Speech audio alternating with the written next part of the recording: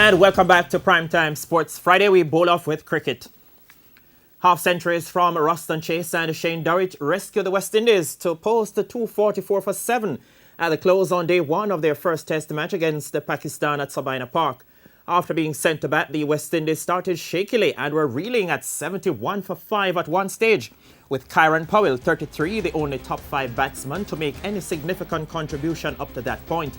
Chase, 63, and Durrett, 56, then posted 118 for the 6th wicket, as the West Indies managed to fight themselves out of a potentially embarrassing situation.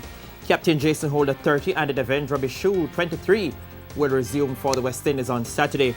Mohammad Amir, 3 for 38, has so far been the pick of the Pakistani bowlers, with Yasir Shah taking 2 for 91 and Wahab Riaz and Mohammad Abbas a wicket apiece. The match is the 50th test to be played at Sabina Park, and the first since 1977 that no Jamaican has made the team for a test at the ground.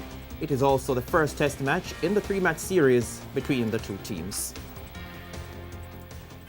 Now, the impasse between Darren Bravo and the West Indies Cricket Board seems to have taken a turn for the worse, with the Trinidadian batsman filing a lawsuit against the regional board.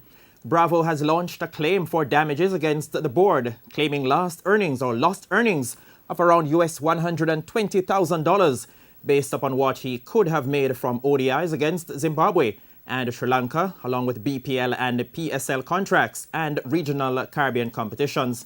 The claim has come as a surprise to the officials at the WICB, who believed they were on the verge of reconciliation with Bravo.